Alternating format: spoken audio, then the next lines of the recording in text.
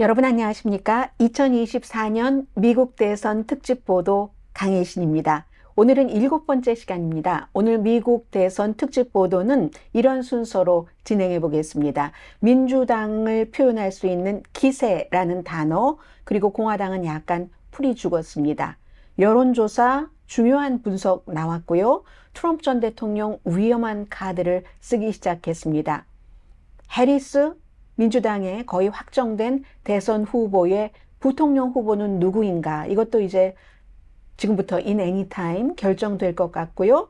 해리스 지금 부통령 무척 좋은 허니문을 맞고 있습니다. 빨리 끝날지도 모른다라고 예상을 했었던 그런 허니문은 계속 이어지고 있지만 언제나 허니문은 끝나기 때문에 그 이후에는 백팩을 메고, 그것도 가득 짐을 실은 백팩을 메고 산을 올라야지. 그래야지 이제 11월 5일까지 트럼프와 해리스 가운데서 누가 미국의 차기 대통령이 되느냐가 결정됩니다.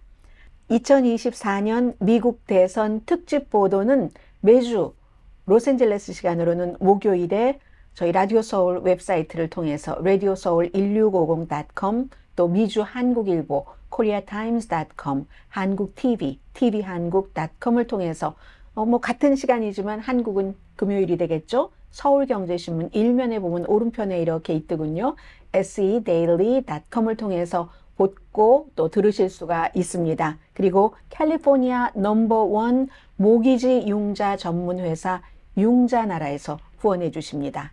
동유럽, 발칸, 유럽 여행 전문 미래관광에서 또 후원을 해주고 계십니다. 자, 먼저 민주당은 기세, 공화당은 위축으로 표현되는 요 며칠 사이의 분위기를 민주당부터 전해드리겠습니다. 우선 강한 것부터잖아요. 해리스 캠프는 정말 아주 기분 좋은 그런 일들을 하고 있습니다. 민주당 아직도 열기가 가득합니다. 민주당 사람들 가운데서 물어보면은 바이든 대통령 때는 한 62% 정도, 선거 좀 흥미 있어요? 지금은 그것보다 훨씬 많은 거의 80%가 똑같이 답변을 합니다. 특히 젊은 사람들, 흑인, 히스패닉 유권자들이 바이든 대통령 사퇴하기 직전 많이 그의 곁을 떠났다가 다시 민주당 쪽으로 돌아오고 있습니다. 뿐만 아니라 며칠 전에는 해리스 부통령이 백인 남성들만을 대상으로 해서 19만 명이 줌 미팅에 참여를 했다고 하니까 대단한 거죠. 그래서 몇 시간 만에 400만 달러 기금도 모았습니다. 그런데요, 지금 민주당에서 해리스 부통령 쪽으로 모이고 있지만 그게 민주당 사람들이 전부 해리스 부통령이 최고의 사람이야, 너무너무 갖고 있는 것도 많고 정말 훌륭한 후보지, 이렇게 생각해서 그러는 게 아닙니다. 유일한 후보기 때문에 해리스를 향해서 똘똘 뭉쳐있고, 그리고 적어도 해리스와 함께라면 기회가 있습니다. 백악관에서 나오지 않아도 되는. 바이든 임기, 지금이 임기 마지막이고 바이든 대통령이 6월 27일 후보 토론에서 보여줬었던 여러 가지, 그때 끝이다 했던 게 해리스와 함께라면 우리 희망이 있어 해서 그 옆으로 뭉치는 겁니다. 허니문 금방 끝날 겁니다. 공화당이 그렇게 얘기를 했지만 아직은 끝나지 않고 있고요. 그러면서도 해리스 부통령은 여전히 아직 우리가 약자입니다 라고 얘기를 합니다. 공화당은 활활 타오르고, 그리고 기본적으로 이제 미국의 언론도 그동안 바이든 대통령은 모습조차 드러내지 않았고, 선거 유세장에, 그리고 트럼프 전 대통령은 너무너무 언론, 저널리스트들이 볼 때는 거짓말을 너무 많이 하니까 식상이 되기도 하고, 이걸 일일이 다 팩트 체크하기도 힘들고 하던 차에 프레시한 페이스, 뉴 페이스가 등장을 하니까 당연히 언론에서도 대체적으로 허니문을 가질 수밖에 없습니다. 물론 팍스라든가 특정 트럼프 전 대통령에게 완전히 올인하는 그런 매체를 제외하고는요. 더군다나 해리스 후보가 트럼프 전 대통령보다 나이도 어린데다가 자꾸 미래를 얘기를 합니다. 트럼프 전 대통령이 과거를 말하면 선택하십시오. 미래냐 과거냐 이렇게 얘기하니까 호감도까지 올라갑니다. 또 하나, 오늘 미국에서 너무 중요한 일이 있어서 이제 그 3명이 러시아 감옥으로부터 미국으로 돌아오는 비행기 안에 있는데, 보통 미국에서 언론이 일반 사람들도 관심이 없고요. 부통령이 비행기를 타고 어디 가고 할 때 비춰주지 않습니다. 그런데 최근에는 자주 비춰주면서 지금도 있네요. 검은색 옷을 입은 것은 텍사스의 민주당의 그 하원 의원 추도식에 참석하기 위해서 그렇습니다. 미리 마련된 공항에서 전용기를 타기 전에 이 러시아와 미국이 유럽과 함께 월스트리트저널 기자를 포함해서 군인 이렇게 3명을 교환하는 거죠. 서로 수감자를. 이거 엄청난 일입니다. 그것 한 것에 대해서 물론 그 전에 백악관에서 바이든 대통령이 얘기를 했지만 그때는 별로 관심 없게 보던 사람이 해리스 부통령이 군인들이 쫙 있는 그런 그 분위기에서 공항에 연단을 그러니까 비행기가 뜨는 바로 그 지점에서 연단을 만들어 놓고 야 정말 우리가 이런 일을 해냈습니다 라고 얘기하는 건 굉장히 어떤 통수권자처럼 보여지는 그런 겁니다. 이건 지금 집권당이기 때문에 할 수 있는 일이죠. 그리고는 거수경례까지 하고요. 씩씩하게 전에도 항상 그랬겠지만 그런 모습을 미국 사람들은 부통령이 군인들에게 거수경례를 하고 그 트랩을 차박차박 아주 경쾌하게 올라가는 그런 모습을 거의 보지 못합니다. 이번에 그런 것을 보여주는 이점이죠. 이 해리스 그 부통령의 에반 거슈코비치 월스트리트저널의 기자니까 월스트리트저널에서도 얼마나 이 내용을 많이 보도를 하겠습니까? 그런 이점이 있다라고 말씀을 드리고요. 또 하나는 쉴라 잭슨 리라고 텍사스주의 연방 하원 의원이 며칠 전에 사망을 했고 추도식을 하는데 그 추도식장에도 힐러리 클린턴, 빌 클린턴 그러니까 대통령을 했던 사람과 대통령을 하려고 나갔던 대통령의 퍼스트 레이디가 그 자리에 있었고 민주당의 하원 하킴 제프리즈라는 민주당의 원내대표도 있었는데 미리 그 사람들이 먼저 앉아 있었고 해리스 부통령이 나중에 도착했습니다. 나중에 도착해서 마치 대통령이 현직 대통령인 것처럼 이제 사람들과 이렇게 악수를 나누거든요. 모두 환영해주고 이것도 바이든 대통령이 maybe 갈 수 있을지도 모르겠으나 원래 가려고 했었을지도 모르나 만약에 이런 일이 있다면 대체로 그렇죠. 아주 뭐 사법 정의라든가 이런 데서 그 리 의원이 뚜렷한 일을 아프리칸 아메리칸 의원으로서 많이 한 사람이거든요. 일부러 화면에 비춰주는 겁니다.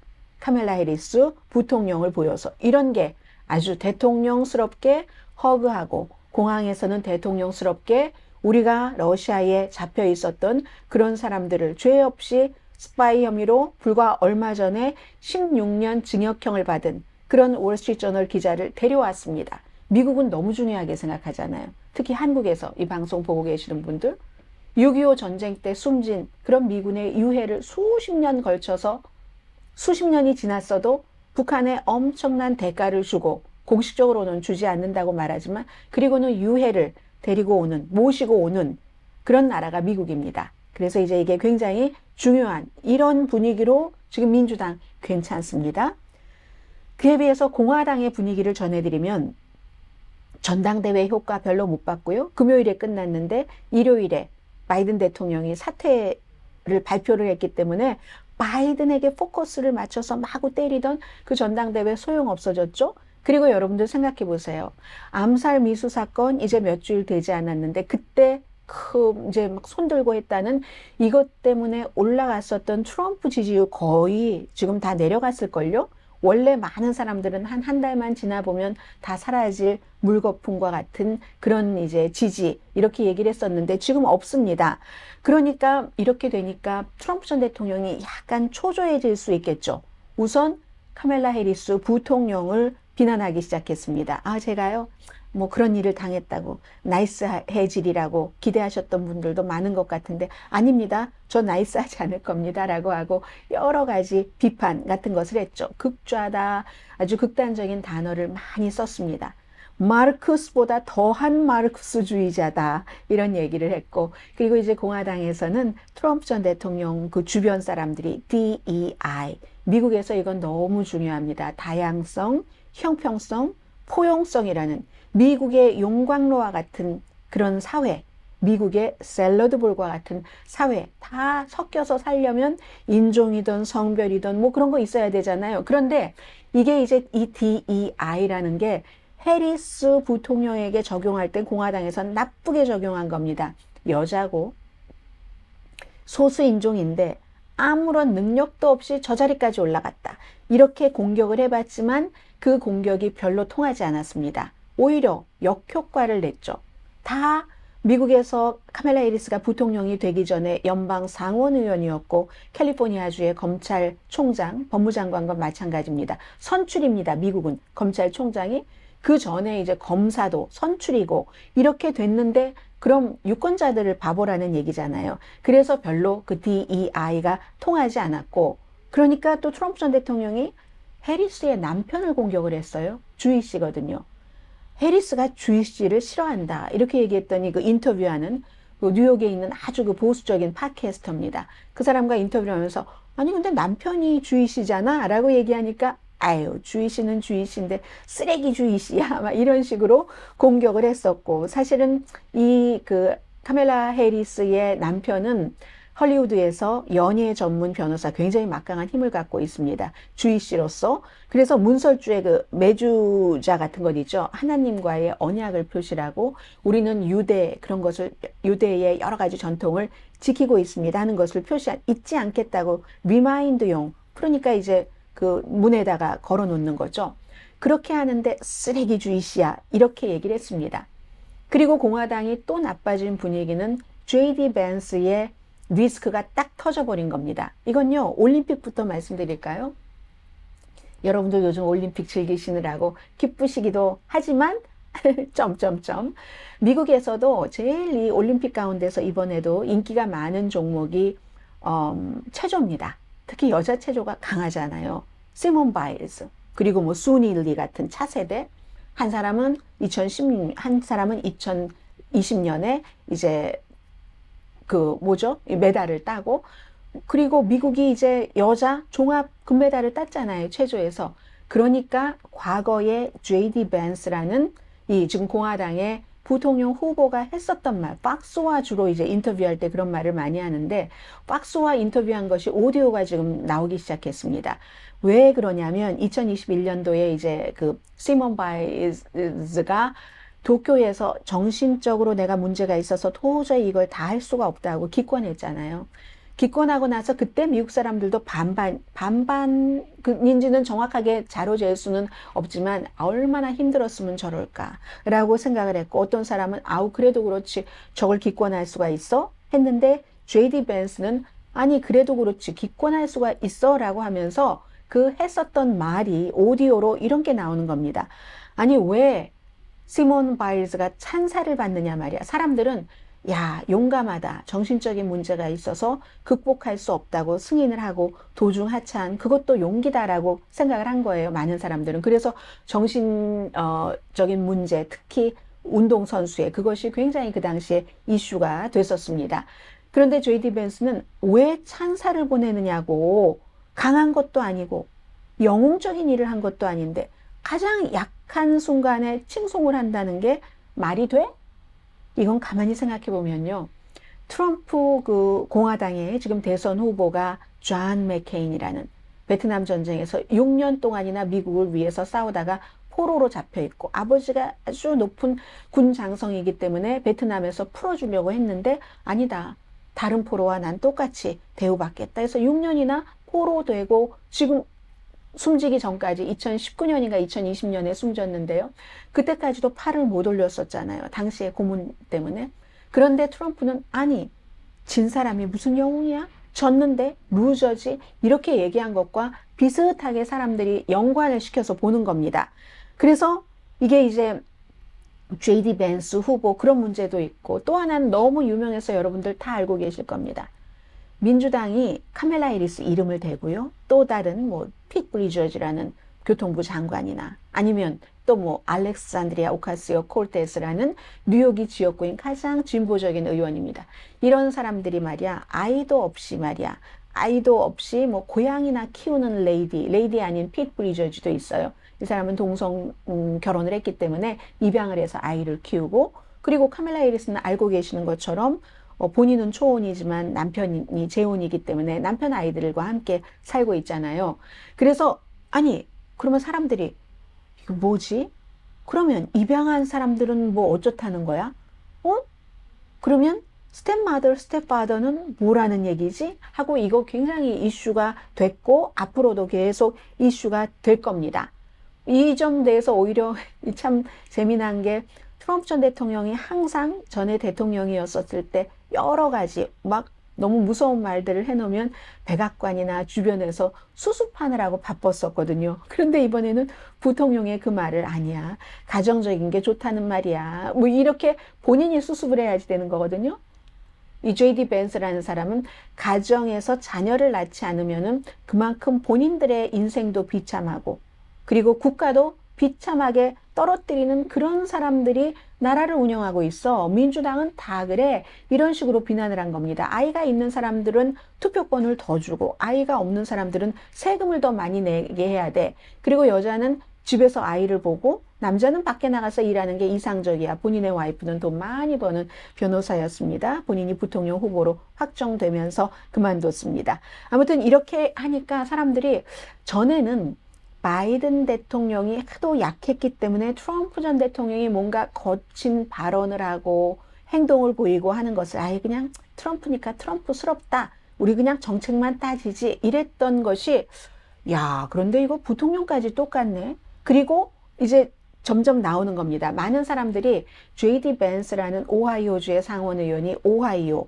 백인 블루칼라는 흡수할 수 있지만 너무 위험성이 있다. 극단적이다. 그리고 트럼프보다 더 마가적이다. 이렇게 해서 그 사람 안 된다라고 얘기했는데 결국은 트럼프 전 대통령이 본인의 자신감과 아들 또 박스에서 뭐 몇 년 최근에 쫓겨난 터커 칼슨 이런 사람 말을 듣고 J.D. 벤스를 선택을 했다는 거. 이건 뭐가 문제가 된다고 공화당에서 보고 있냐면은 전문가 말을 듣지 않는구나. 트럼프가 이건 좀 문제인데 하고 이제 거기에 위험 수위가 있는 겁니다. 그랬더니 이것도 예전에 바이든 같으면 가만히 있었을 텐데 카멜라 해리스는요. 그거 참 대통령 후보도 그렇고 부통령 후보도 그렇고 말하는 거나 행동하는 게 이상하지 않아? weird. 그리고 이상한 사람 weirdo. 이런 식으로 탁탁 반응을 해버리는 겁니다.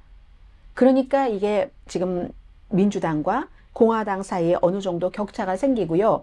제가 이제 이렇게 말씀을 드리면서 이게 선거가 끝난 게 아니라는 것을 더 강조를 드립니다. 항상 여러분들께 방송을 할 때 오늘 이제 7번째인데 지금 현재의 상황을 전해드리는 겁니다.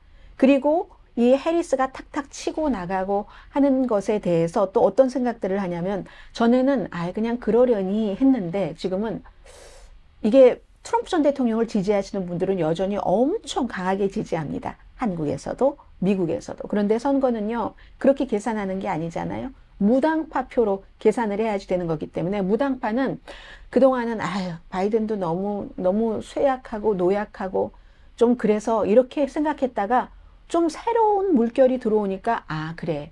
트럼프가 너무한 거였지. 트럼프만 아니면 되겠어. 지금 현재로서는. 카멜라 해리스가 아직까지 특별한 어떤 결정적인 실수 같은 것을 하지 않았기 때문에 현재로서는 트럼프만 아니면 되겠어. 그리고 무엇보다도 지금까지 많은 사람이 해왔었던 얘기지만 다만 사람이 바뀜으로써 민주당에서 그게 사람들에게 현실적으로 다가가는 겁니다. 그래도 대통령은 정상적인 사고를 가지고 노멀한 사람들의 생각에 공감할 수 있는 사람이 되는 게 맞는 것 같아. 너무 유니크한 거 좋긴 좋지. 사업가로서 좋을 수 있고 예술가로서. 그러나 대통령은 아닌 것 같아 라는 생각이 조금 늘어나는 것 같은 감. 그리고 그러한 것들은 여론조사에서 보여주고 있죠. 지금부터 이제 카멜라 해리스가 이렇게 민주당의 거의 그 대선 후보로서 선거 유세도 몇 번 하고 나서 나온 여론조사니까 굉장히 중요합니다. 전국적인 조사에서는요, 이 여론조사도 그동안 바이든이 하도 비슷하거나 처지면서 거의 마지막에는 점점 내려가고 있었잖아요. 그래서 카멜라 해리스가 많이 잡았는데 지난주와 여론조사에서 달라진 게 있다면 조금 더 따라갔고 조금 더 따라가다 보면 어느 순간에는 그걸 오버컴하고 트럼프라는 그 벽을 오버컴하고 더 뛰어오르는 수가 있습니다. 지금 미국의 여론조사에서는 그러한 것들이 시작되고 있거든요. 그래서 지금 전체적으로 27가지 여론조사 결과를 이코노미스트가 영국에 분석을 해봤더니 해리스가 현재 12개 여론조사에서 이긴답니다. 그리고 또 중요한 것은 이거는 또 여론조사 기구마다 다르니까 추세만 보시면 됩니다. 그런데 분명한 건 지난주보다 이번 주에 더 해리스가 유리해졌다는 거고, 더 중요한 것은 바이든 대통령에 대해서 여기서 안 되겠어. 나 바이든도 싫고 그렇다고 트럼프도 보기 싫어. 제3의 인물을 찍어야지 되겠어. 했었던 사람이 바이든 그 마지막 기간 동안에 9%였거든요. 지금은 3%입니다. 이건 무엇을 말하냐? 요즘 로버트 케네디 주니어 무당파 후보, 집안은 케네디 가문이지만 케네디 가문에서 전부 우리 그 엉클 이상해요, 뭐 우리 오빠 이상해요 하면서 반대를 들었던 이 로버트 케네디 주니어가 그러므로 힘을 못 쓰고 있습니다. 해리스가 들어오고 난 뒤에 지금, 그리고 투표할 확신이 없었거나 또 전에 확신이 있었어도 그래도 내가 마음을 바꿀 수도 있겠어, 이렇게 얘기했었던 사람이 중요하잖아요. 그런 사람 가운데서 호감도가, 카멜라 해리스가 부통령일 땐 정말 호감도가 낮았거든요. 그런데 상황이 달라지니까 이게 완전히 절대적인 평가가 아니라 상대적인 평가가 돼버려서 호감도가 높아집니다. 딱 트럼프와 카멜라 해리스의 호감도로 비교를 하니까 무당파에서 카멜라 해리스의 호감도가 불과 뭐 이거 몇 주일 되기도 않았는데 17%가 올라갔습니다. 미네소타, 뉴햄프셔 같은 데서 지지율 높아서요. 해리스가 뭐 이건 한 6포인트 정도 트럼프에게 앞선다고 하고, 그리고 펜실베니아에서는 어떤 여론조사는 격전지잖아요. 트럼프가 4포인트 앞선다고 하고, 이 이코노미스트는 1%포인트 정도 트럼프가 앞서간다, 이렇게 얘기를 하고 있거든요. 바이든이 막 4포인트 이렇게 뒤져가던 것을 많이 회복을 했다라고 보셔도 됩니다. 그러나 이 여론조사로도 해리스가 이긴다는 보장은 없다는 것 알려드립니다. 또 하나를 말씀 안 드렸네요. 흑인들도 점점 앞에 말씀드렸나요? 그 민주당 쪽으로 돌아가고 있다. 전에 이제 그 바이든 지지에서 트럼프 쪽으로 가던 사람이 다시 돌아가고 있어요. 다만 이제 젊은 남자들이 트럼프를 지지하는 비율이 높아진다. 대신 젊은 여자들은 또 똘똘 뭉쳐서 이 해리스를 지지하죠. 이유는 전에 이준석 그 국민의힘 대표가 막 총선 지휘하고 할 때 여자 남자 많았잖아요. 병역 문제도 그렇고 왜 여자를 더 대우하느냐, 이런 문제 똑같이 생각하는 겁니다. 미국에서 인종적으로는 백인이 가장 특혜를 받았고 성별로는 남자가 당연히 특혜를 받았죠. 그런데 그런 것들이 점점 이렇게 여자들이 위로 올라오니까 남자들이 갖고 누리고 있었던 것이 뭐 사라져가는 것들에 대해서 너무 슬픔과 좌절감과 분노를 느끼다 보니까 이 트럼프 쪽으로, 그리고 그러한 것들을 소수 인종적으로나 또 성별로나 보호하는 이 민주당 정책이야. 그래서 기분 나쁘다고 트럼프 지지하는 젊은 남성들이 많고, 젊은 여성들은 이제 해리스를 지지하니까 이건 뭐 낙태 이런 문제로 다 갈리니까 어떻게 나올지 잘 모르겠습니다. 자, 그리고 이렇게 됐어요. 여론조사까지 이렇게 되니까 트럼프 전 대통령이 또 하나의 카드를 냅니다. 프로젝트 2025라고, 이건 헤리티지 재단이라고 가장 미국에서 보수적인 재단에서 딱 뭐 900페이지짜리 만들어 놨어요. 트럼프가 대통령이 되면 이러이러한 것을 우선순위로 하고 사람은 어떻게 하고 이랬거든요. 근데 그게 너무너무 극단적이기 때문에 뭐 연방 부처 다 없애버리고 뭐 또 교육부까지 없애고, 그리고 웬만한 사람은 다 뭐 트럼프가 직접 그 지명하고 관리하도록 하고 뭐 이런 식으로 하니까 이게 이거 너무하다. 더군다나 뭐 메디케어 같은 거, 사회보장제도 같은 거 점점 줄인다고 하고 하니까 민주당에서 공격을 많이 했죠. 카멜라 해리스도. 그러니까 트럼프 전 대통령 나랑 상관없는 일이야, 내가 보더라도 그거 좀 너무 이상해 라고 얘기를 했는데 트럼프하고 관계 있는 사람들이 너무 많이 거기 개입된 겁니다. 그러니까 이 카드가 트럼프의 전에 스텝이 여기서 국장으로 일을 했는데 그 국장이 사임을 했습니다. 사임은 했어도 이미 만들어 놓은 것은 계속 될 겁니다. 그리고 미국에서는요, 싱크탱크에서 이 같은 것을 만드는 것이 흔한 일입니다. 레이건 시대에도 헤리티지 재단이 만들었었고, 트럼프 임기 1기에도 우리가 해서 이렇게 해달라고 하는 것을 뭐 70%, 80%를 트럼프가 했다고 하던가 그랬었거든요. 헤리티지 재단에서 이렇게 하나를 던졌습니다. 완전히 뭐 트럼프조차도 그들이 말하는 일부는 너무 우스꽝스럽고 최악이다. 막 이렇게 얘기를 했었던 거. 근데 그걸 던졌어도 딱 이 지지율 변화라든가 이런 게 일어나지 않는 겁니다. 그래서 결국은 어제 트럼프 전 대통령이 인종카드를 확 던져버린 겁니다. 그것도 아프리칸 아메리칸 저널리스트 협회에서 한 1시간 예정으로 인터뷰하기로 하고 중간에 이제 기분 나쁘다고 한 40분 정도 하고 끝났는데 여기서 카멜라 해리스에 대한 질문을 했는데 그 질문에 대한 답은 하지 않고 카멜라 해리스가 나는 흑인이라는 거 최근에 몇 년 전에 알았어. 그전에는 헐 인도계라고 그랬었잖아. 그러니까 말하자면 그 인도계라고 해서 뭔가 특혜를 받았다는 뭐 이런 식으로 얘기를 하는 겁니다. 아닌데요. 그 저널리스트가 아닌데요. 카멜라 해리스는 항상 자신의 엄마, 아빠, 그리고 본인의 그런 것, 뭐 대학도 흑인 대학교를 나왔고 이렇게 했는데요 하니까 그 트럼프가 얘기하는 게 사실과 다르니까 이 ABC의 저널리스트가 중간중간 지적을 했어요. 했더니 트럼프가 여자에게 가장 여자를 깔볼 때 하는 말이 정말 매스꺼워, 네스티하다고 딱 그 저널리스트한테 그래 버렸습니다. 이것도 지금 공화당에서는 좋지 않다고 봅니다. 왜냐하면 인종 문제로 카멜라 해리스를 건드리지 말고 차라리 정책으로 가라. 정책으로 갈 건 많잖아요. 이민, 경제 이런 거. 그런데 트럼프 전 대통령이 거기서 딱 건드려 버리니까 야 이거 어떡하나. 또 부통령이 수습한다고 하다가 본인이 거기다가 또 어색한 말들을 얹고 이리하여 결국은 이 트럼프 전 대통령 쪽은 여러 가지를 수습을 못한 그런 분위기고요. 앞으로 해리스 부통령이 지금부터 in any time에 부통령 후보를 발표를 할 수도 있는데 아마 오늘은 안 할 것 같아요. 뭐 여러 가지 중요한 이슈가 있는데 가려지니까. 그런데 현재로는 펜실베니아의 조시 샤피로 격전지 주지사와 애리조나의 마크 켈리 연방 상원의원이 좀 가능성이 높다고 하고요. 그 밖에는 미네소타의 팀 월즈 이분은 이제 주지사인데 중서부에 어필할 수 있는 사람이고 조시 샤피로는 격전지니까 그리고 또 이슈도 약간 중도적이에요. 그러나 이 사람은 주의신 게 좀 약점입니다. 이스라엘 하마스 전쟁에서 바이든의 이스라엘 정책을 좋아하지 않는 사람들이 많이 있었잖아요. 그리고 마크 켈리 같은 경우는 상원 의원인데 뭐 이 사람 이민 문제는 도움을 주겠지만 그러나 또 상원 의석을 하나를 잃어버릴 것이기 때문에 이런 여러 가지 문제가 있어서 이건 이제 결국은 발표하면 아니까 여기까지 이 정도로 하고요. 그리고 이제 중요한 것은 카멜라 해리스 후보가 꽃길만을 걸어갈 수 있는가. 지금은 좋아요. 허니문이고 여러 조건이 좋지만 그렇지 않습니다.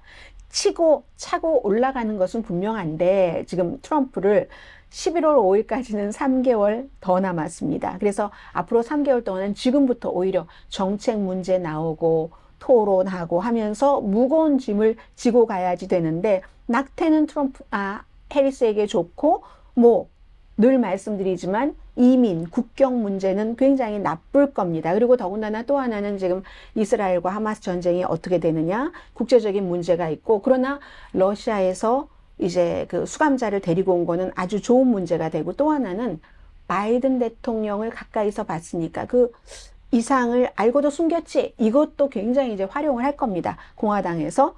그래서 해리스 캠프는 바이든의 가장 큰 업적에서 부통령으로서의 역할을 확대하는 동시에 그 또 바이든이 갖고 있는 취약점을 그대로 노출하게 되니까 굉장히 조심스러운 줄타기를 지금부터 해야지 됩니다. 자, 오늘 2024년 미국 대선 7번째 여기서 마치고요. 다음에 다시 뵙겠습니다. 캘리포니아 넘버1 모기지 융자 전문 회사 융자나라에서 후원해 주십니다. 동유럽, 발칸, 유럽 여행 전문 미래관광에서 또 후원을 해주고 계십니다. 강혜신이었습니다. 그리고요. 이게 일주일에 한 번 하니까 조금 너무 뜸하죠? 오늘의 미국 정규 방송 날마다 방송되니까 찾아보시면 될 것 같습니다. 다음 주에 다시 뵙겠습니다.